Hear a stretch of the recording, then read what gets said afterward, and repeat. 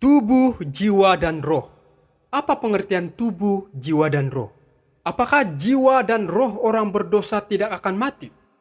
Shalom saudara-saudari, puji Tuhan bertemu lagi kita di channel ini untuk mendengar lagi firman Tuhan yang pastinya sesuai apa yang dikatakan Alkitab. Atas kesetiaan Anda, Tuhan pasti senang melihat kita semua yang rindu mendengar firman Tuhan di channel ini.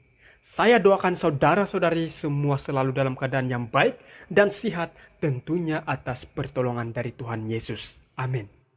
Pelajaran kali ini kita akan mendengar tentang tubuh, jiwa, dan roh.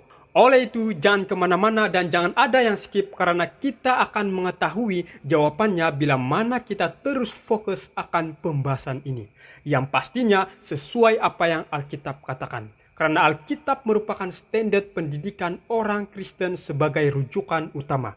Apapun yang kita dengar, apapun yang kita anuti, apapun yang kita percaya, pertanyaannya, apakah itu atas dasar Alkitab? Jadi, mari kita utamakan Alkitab, yaitu firman Tuhan.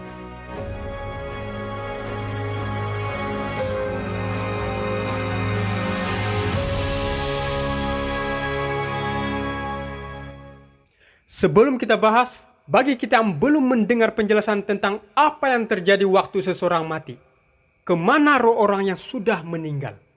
Yesus pergi memberitakan Injil kepada roh-roh di dalam penjara. Api neraka ada di mana? Berapa lama api neraka membakar? Dan apa yang terjadi pada orang berdosa di lautan api? Kita boleh lihat linknya ada di description video ini. Mari kita lanjut. Apa arti tubuh? Kita pasti sudah tahu arti tubuh.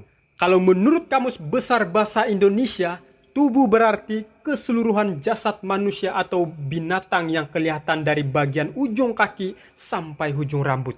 Alkitab juga banyak menyentuh tentang tubuh, jiwa, dan roh. Contoh ayat 1 Tesalonika 5 ayat 23. Semoga Allah damai sejahtera menguduskan kamu seluruhnya. Dan semoga roh, jiwa, dan tubuhmu terpelihara sempurna dengan tak bercacat pada kedatangan Yesus Kristus, Tuhan kita.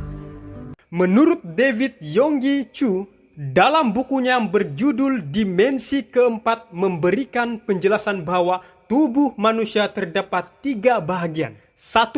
Tubuh merupakan tempat bagi jiwa atau roh. 2. Ia dapat hidup oleh roh. 3. Ia akan berubah bentuk pada waktu kebangkitan. Oleh itu, mari kita lihat apa arti roh sesungguhnya. Apa arti roh?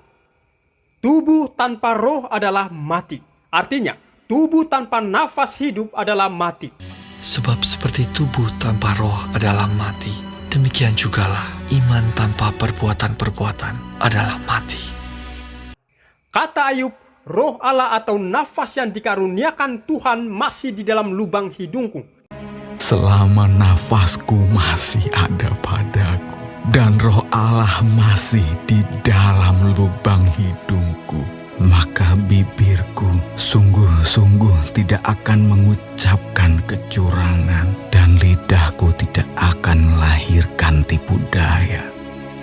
Jadi, sesuai apa yang Alkitab katakan bahwa roh yang kembali kepada Tuhan pada waktu kematian adalah nafas kehidupan. Sebab tidak ada tertulis dalam sepanjang firman Allah yang menyatakan bahwa roh memiliki kehidupan, memiliki kebijaksanaan, pertimbangan atau perasaan setelah seseorang meninggal.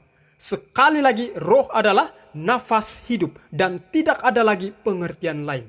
Jadi, jangan pernah menyangka, jangan pernah berpikir, dan jangan pernah mengklaim bahwa roh itu mempunyai bentuk sosok yang masih boleh berpikir. Karena nafas itu adalah seperti udara, seperti hembusan angin. Jadi, jika nafas itu tidak kelihatan dan tidak berbentuk, jangan mengklaim bahwa roh itu mempunyai bentuk sosok. Ketika itulah Tuhan Allah membentuk manusia itu dari debu tanah dan menghembuskan nafas hidup ke dalam hidungnya. Lalu, apa arti jiwa? Mari kita lihat. Ketika itulah Tuhan Allah membentuk manusia itu dari debu tanah dan menghembuskan nafas hidup ke dalam hidungnya. Demikianlah manusia itu menjadi makhluk yang hidup. Bila kita memahami ayat tersebut, jelas dikatakan jiwa adalah makhluk hidup. Jiwa selalu merupakan kombinasi dari dua hal, yaitu tubuh ditambah dengan nafas. Artinya, jiwa tidak bisa ada kecuali jika adanya tubuh dan nafas digabungkan. Jadi, firman Allah banyak mengajarkan bahwa kita adalah jiwa. Bila mana kita melihat gambar ini, 4 orang ini adalah 4 jiwa. Dan bagian dari kodrat manusia menemukan ekspresi melalui naluri, emosi, dan keinginan. Sekarang pertanyaannya, apakah jiwa bisa lenyap? Apakah jiwa atau roh bisa lenyap di api neraka? Nah, ada beberapa orang berpendapat bahwa jiwa atau roh yang ada pada manusia bersifat kekal. Apakah demikian, saudara-saudari? Sekali lagi, Alkitab merupakan standar pendidikan orang Kristen sebagai rujukan utama. Jadi, mari kita utamakan Alkitab, yaitu firman Tuhan. Harus kita ketahui bahwa orang yang berbuat dosa itu yang harus mati. Orang yang berbuat dosa itu yang harus mati. Anak tidak akan turut menanggung kesalahan ayahnya, dan ayah tidak akan turut menanggung kesalahan anaknya. Orang benar akan menerima berkat kebenarannya, dan kefasikan orang fasik akan tertanggung atasnya. Tetapi hari Tuhan akan tiba seperti pencuri.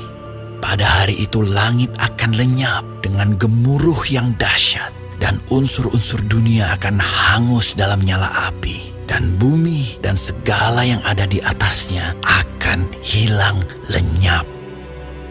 Tetapi orang-orang penakut, orang-orang yang tidak percaya, orang-orang keji, orang-orang pembunuh, orang-orang sundal, tukang-tukang sihir, penyembah-penyembah berhala, dan semua pendusta, mereka akan mendapat bagian mereka di dalam lautan yang menyala-nyala oleh api dan belerang.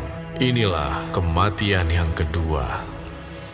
Firman Tuhan begitu tegas menetapkan bahwa jiwa tidak abadi secara almiah. Yesus sendiri, guru besar agung kita, menyatakan bahwa jiwa bisa mati. Dan janganlah kamu takut kepada mereka yang dapat membunuh tubuh, tetapi yang tidak berkuasa membunuh jiwa. Takutlah terutama kepada Dia yang berkuasa membinasakan baik jiwa maupun tubuh di dalam neraka. Dengan pernyataan yang jelas ini, Kristus menempatkan masalah ini melebihi semua pertanyaan bahwa jiwa bisa mati dan akan mati dalam api neraka. Dan itu tidaklah abadi secara almiah. Nah, mungkin ada yang berpendapat dan mengatakan, itu kan jiwa dan tubuh yang binasa, tetapi roh tidak. Harap tidak ada komentar seperti ini setelah mendengar pembahasan ini. Nah, tadi sudah dibilang arti jiwa itu apa. Sekali lagi, jiwa merupakan kombinasi dari dua hal, yaitu tubuh ditambah dengan nafas. Artinya, jiwa tidak bisa ada kecuali jika adanya tubuh dan nafas atau roh digabungkan. Apabila engkau mengambil roh mereka, mereka mati binasa dan kembali menjadi debu. Apabila engkau mengirim rohmu, mereka tercipta.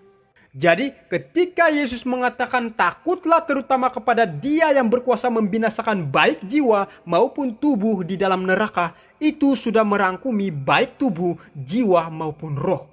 Hanya Tuhan yang bisa membinasakan baik tubuh, jiwa, dan roh.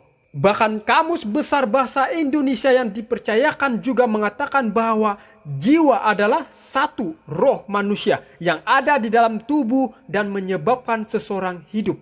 2. Nyawa. 3. Seluruh kehidupan batin manusia yang terjadi dari perasaan, pikiran, angan-angan, dan sebagainya. Jadi sekali lagi menurut firman Allah, jiwa bisa mati. Kita adalah jiwa dan jiwa bisa mati. Manusia adalah makhluk yang bisa mati. Hanya Tuhan yang baka, tidak bisa mati. Konsep bahwa jiwa manusia tidak bisa mati bertentangan dengan Alkitab. Hal ini mengejutkan banyak orang. Posisi tradisi telah jelas bertentangan dengan ini. Dalam 1700 kali itu, kata jiwa dan roh muncul dalam Alkitab tidak sekalipun pernah disebut abadi atau tidak dapat binasa. Sebagian besar dari kita pasti telah mendengar tentang jiwa yang tidak pernah mati.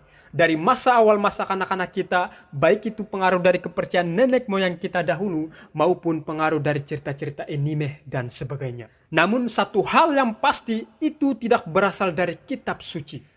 Yang benar adalah bahwa itu datang langsung dari tradisi pagan dan mitos serta dari agama-agama tertentu. Tidak ada satupun tulisan yang mendukung ajaran seperti itu dalam Alkitab umat Kristen. Namun demikian, firman memang mengatakan pada kita bagaimana pengajaran ini dimulai tentang hal ini. Mari kita lihat ayat Kejadian 3 ayat 1 hingga 4. Adapun ular ialah yang paling cerdik dari segala binatang di darat yang dijadikan oleh Tuhan Allah. Ular itu berkata kepada perempuan itu, Tentulah Allah berfirman, semua pohon dalam taman ini jangan kamu makan. Bukan? lalu sahut perempuan itu kepada ular itu, Buah pohon-pohonan dalam taman ini boleh kami makan. Tetapi tentang buah pohon yang ada di tengah-tengah taman, Allah berfirman, jangan kamu makan ataupun raba buah itu. Nanti kamu mati. tetapi ular itu berkata kepada perempuan itu, Sekali-kali kamu tidak akan mati. Tolong perhatikan, Sang Pencipta mendeklarasikan bahwa dosa membawa maut, tetapi setan berkata sebaliknya, kamu tidak akan benar-benar mati. Itu adalah kebohongan terbesar yang pernah diungkapkan, dan setan yang mengatakannya telah berusaha mengokohkannya sejak saat itu, dan setan berjaya menipu banyak orang sampai sekarang.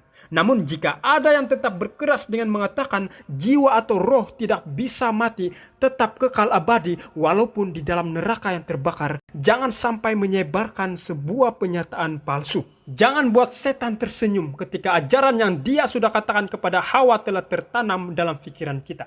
Sekali lagi, ayat Matius 10 ayat 28, dan janganlah kamu takut kepada mereka yang dapat membunuh tubuh, tetapi yang tidak berkuasa membunuh jiwa. Takutlah terutama kepada Dia yang berkuasa membinasakan baik jiwa maupun tubuh di dalam neraka. Roma 6 ayat 23, sebab upah dosa ialah maut, tetapi karunia Allah ialah hidup yang kekal dalam Kristus Yesus, Tuhan kita. Jadi secara nyata adalah upah orang yang jahat, yaitu orang yang berdosa, adalah maut, yaitu mati kekal. Dan upah orang benar adalah hidup kekal. Tidak ada istilah dalam seluruh Alkitab upah dosa adalah sengsara selama-lamanya oleh api neraka karena jiwa rohnya tidak berkematian. Tidak ada. Yang nyata adalah apa yang bernyawa dalam lautan api nanti akan binasa dan lenyap selama-lamanya menjadi abu. Bahwa sesungguhnya hari itu datang, menyala seperti perapian. Maka semua orang gegabah dan setiap orang yang berbuat fasik menjadi seperti jerami dan akan terbakar oleh hari yang datang itu. Firman Tuhan semesta alam, sampai tidak ditinggalkannya akar dan cabang mereka. Kamu akan menginjak-injak orang-orang fasik, sebab mereka akan menjadi abu di bawah telapak kakimu pada hari yang kusiapkan itu. Firman Tuhan semesta alam. Bertemu lagi kita di pelajaran selanjutnya. Tuhan Yesus memberkati kita semua. Amin.